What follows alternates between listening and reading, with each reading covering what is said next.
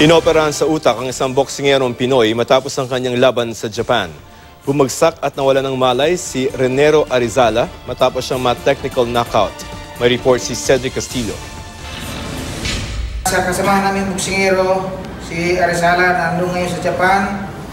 Sana po makarecover siya. Pinangunahan ni boxing legend Jerry Penalosa ang pag-aalay ng dasal para sa kapwa boksingerong si Renero Arizala na nasa ospital pa ngayon sa Japan matapos mag-collapse sa isang laban nitong March 31.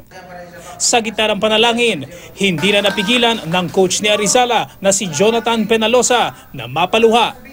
Matapos daw ma-technical knockout sa round 6 ng kanyang laban kay Japanese boxer Tsuyoshi Tameda, bumagsak at nawala ng malay si Arizala. Nung nakita ko siya na humawak sa lobby, nakatingin sa akin, tinakbo ko na siya. Nilagay ko na siya, pero nung doon pa lang, hinihila na niya yung paa niya. Sabi ko, sabihin mo sa akin kung anong masakit. Tinuro niya, masakit ulo niya. Pagkatapos nun, collapse na siya. Tapos, saan po siya nag-collapse na? doon mismo sa pagbaba pa lang. Pagbaba pa lang ng Pagbaba ng ring. Para maagapan ang pamumuo ng dugo sa utak, kinailangan daw operahan si Arizala. Kagabi, magandang balita ang natanggap ng kanyang coach na nakatakdang bumalik sa Japan sa susunod na linggo. Gayunman, hindi pa tiyak kung kailan makakalabas ng ospital ang 25 anyos na boksingero. Nag-reply na si Arizala sa sinasabi niya. Tinatanong niya na, Arizala, nag-uho na daw. Idilat mo yung mata mo, dinidilat niya, itaas mo yung kamay mo, naitaas naman niya. So, sana tuloy-tuloy ang recovery niya. Nagsasalita na daw po siya?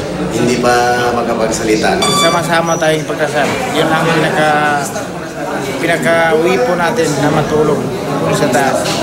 Sa statement ng Games and Amusements Board, tiniyak nitong higit pa sa sapat ang medical attention na tinatanggap ni Arizala. Hinihintay na raw ng pamilya ni Arizala ang kanyang pag-uwi.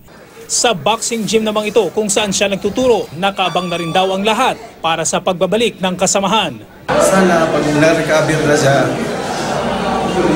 magkasama pa rin namin siya. Kasi yung mga boxer ko, para kung mga boxer kasama ko dito sa gym. Hindi ito ang unang pagkakataon na isang boksingero ang nalagay sa bingit ng kamatayan. Kapag sumasabak ang isang boxer sa ring, tila kakabit na nito ang malagay ang kanilang buhay sa peligro. Itinampok sa dokumentaryo ng Eyewitness ang disgrasyang kinasangkutan ng boksingerong si Eugene Barutag noong 1995. Ito mahirap, no? Siya sabi natin, ito mga boxing bouts na pinanonood natin, minsan kulang sa gamit.